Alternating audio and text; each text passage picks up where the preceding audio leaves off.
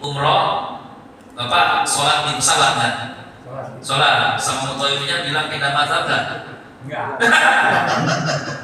Bapak sholatnya di pesawat.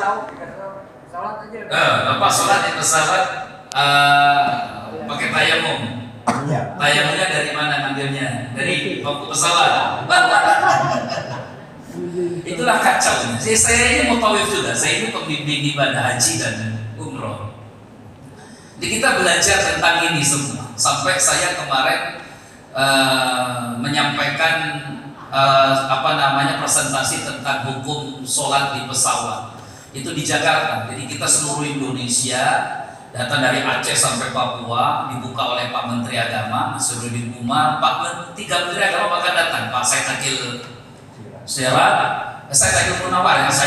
Munawar, Pak Lukman Hakim Saifuddin, kemudian Dirjen Haji Pak Hilman Umar. Alhamdulillah saya dapat juara 3 seluruh Indonesia. Ya, makanya saya foto-foto sama mereka. Ternyata diantaranya malah sekarang KPK. Makanya saya jadikan itu background Facebook sama Instagram. Ya lumayan bangga juga ya. Jadi juara 1 dari Jakarta, kemudian saya lihat tapi yang juara kita Lampung, Jakarta, kemudian Medan, kemudian Sulawesi, Jawa Barat, ya Makassar, Jawa Barat. Nah, saya menyampaikan presentasi tadi tentang hukum sholat di pesawat karena ini kan semua bimbingan untuk para mutawif seluruh Indonesia dan disertifikasi.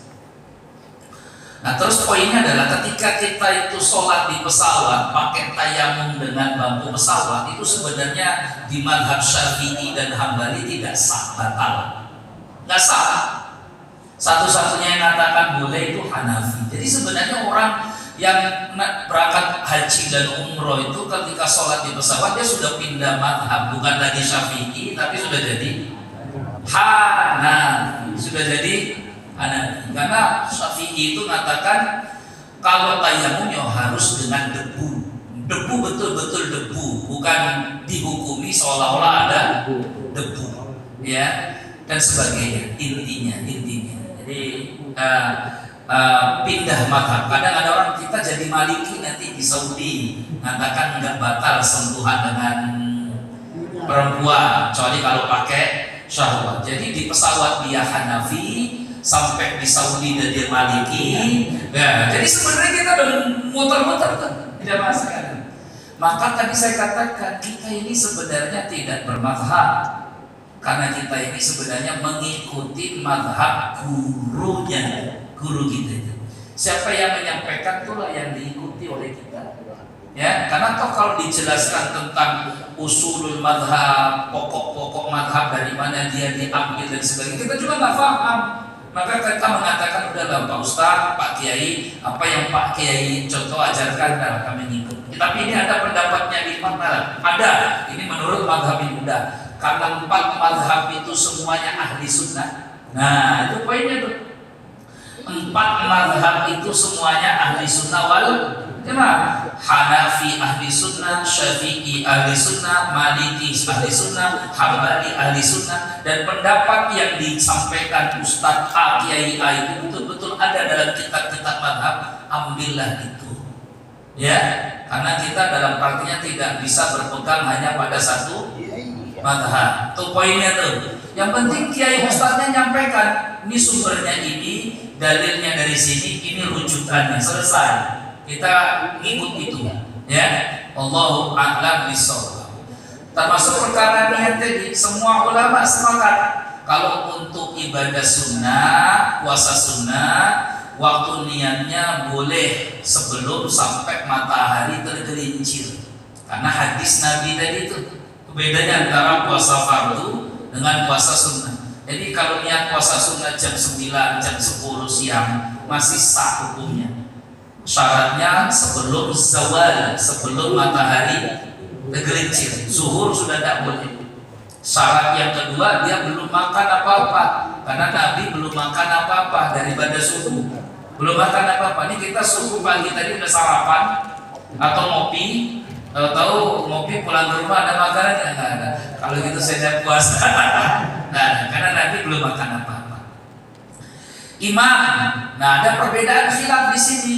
Niat imam di mazhab Syafi'i betul yang dikatakan Pak Haji Rusli ini. Di kitab-kitab fikih Syafi'i, imam itu tidak niat pun tidak apa-apa.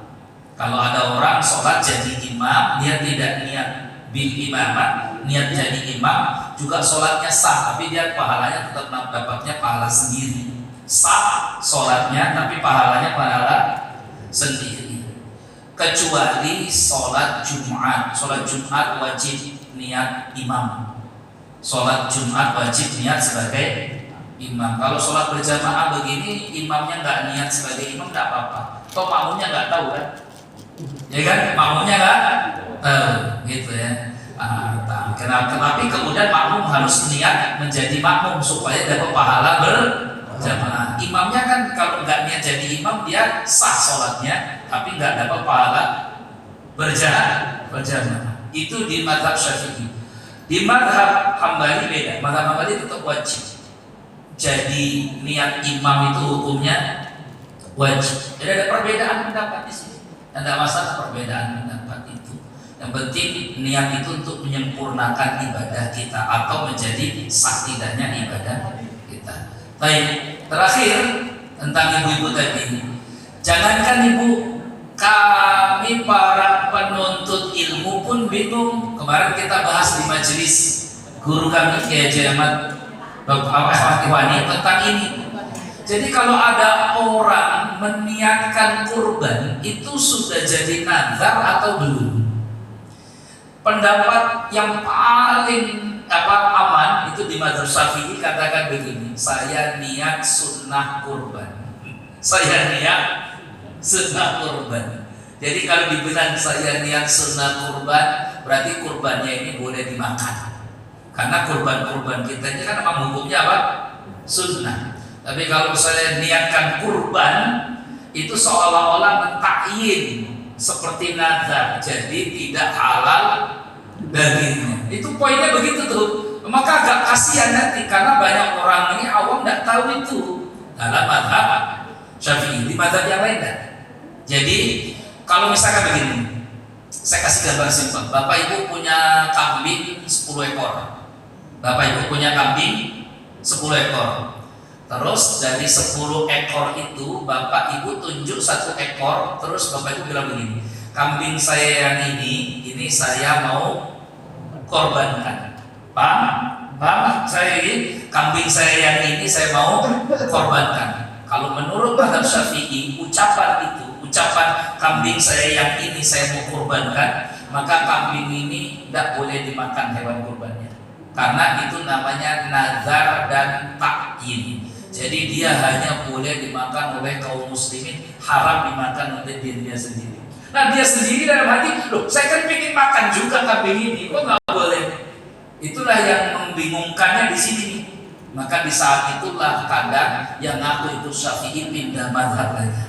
Nah, ada nggak yang pernah? Mungkin nggak ada orang yang lakukan ini? Mungkin nggak? Sangat mungkin. Petani-petani di kampung-kampung itu punya kebo, punya sapi, punya kambing. Terus dia bilang, kalau yang ini mau saya korbankan, maka nggak saya jual yang ini. Nah itu kalau Imam Syafi'i, karena dia sudah tunjuk hewannya, dia sudah tetapkan yang mana, maka haram yang berkorban makan daging itu. Coba supaya halal jadi gimana? Syafi'i bilang, yang ini saya mau sunnah kurban. Malah bingung lagi orang kan, sunnah kurban gimana?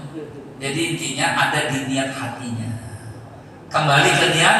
Nanti enggak kok saya cuma mau korban biasa, bukan dinazarkan, bukan ditetapkan. Itu poinnya. Jadi niat yang di hatinya itu yang jadi hukum, ya niat yang di hatinya yang jadi hukum. Wallahu a'lam bishawab. Kalau ustazah tadi bilang, itu nggak boleh dimakan, ya sah. Berarti ustazah ikut pendapat mazhab Syafi'i dalam hal ini karena sudah ditekankan, ditunjuk dan diniatkan maka jadi nazar. Ya itu. Tapi nggak usah keras-keras amat, kasihan. Satu lagi, ya. Satu lagi kaitan dengan niat. Jadi gini Ustaz, ini kan niat kan di dalam hati Ustaz ya. Nah pada saat kita akan melaksanakan sholat, kita niat nih Ustaz. Dia dalam hati, niatnya dalam hati, artinya kita sendiri. Nah tiba-tiba ada yang datang dengan kita, Ustaz setelah kita satu rakaat, ada yang datang ikut kita. Jadi makmum Jadi ada yang makmum kita. Dan pastikan dia niat makmum Ustaz. Ya. Nah apa kita posisi dapatkah kita pahala jemaahnya? Disitulah mazhab Syafi'i berdalil. Orang yang datang belakangan kedua mau bermakmum dengan kita, sementara awalnya kita niat sholatnya sendiri. Kalau begitu imam itu harus niat atau enggak? Buktinya dalam kasus seperti yang beliau tanyakan. Maka ketika imam tidak niat, makmumnya berniat berjamaah, hukumnya sah. Itu alasannya mana? Kalau dia mau niat jadi imam di tengah sholat juga hukumnya sah. Namanya intiqalun niat dari sholat sendiri munfaridan sampai niat dia jadi imam. Kan sering kita alami kan di masjid-masjid kan. Awalnya kita sholatnya sendiri atau awalnya kita niat jadi makmum. Betul tidak? Tiba-tiba kita masbuk, ditepuklah pundak kita sama orang. Padahal tadi kita niatnya jadi makmum, ternyata ditepuk pundak kita, berarti ada orang yang mau berjamaah dengan kita. Terus kita niat berubah nggak? Terserah dia. Mau dia nggak niat jadi imam juga sah, wong dia niatnya pertama jadi makmum. Mau dia pindah niat jadi imam juga sah, supaya dia dapat pahala berjamaah bersama yang kedua tadi. Itu di situ dalilnya yang tadi. Kenapa dalam Syafi'i imam itu tidak disyaratkan harus niat, ya? Karena orang yang masbuk itu ketika nepuk pundaknya seseorang dia langsung bermakmum, nggak peduli yang depan ini niat imam atau nggak peduli dia kan. Yang penting dia tepuk dulu kan, tepuk. Sebelahnya ini nggak tahu niat atau enggak. Nah itu loh maksudnya. Wallahu a'lam. Cukup sampai di sini karena sudah ke ya. Subhanallah wa bihamdika asyhadu an la ilaha illa anta astaghfiruka wa atubu ilaika. Khairul kalam. Assalamualaikum warahmatullahi wabarakatuh.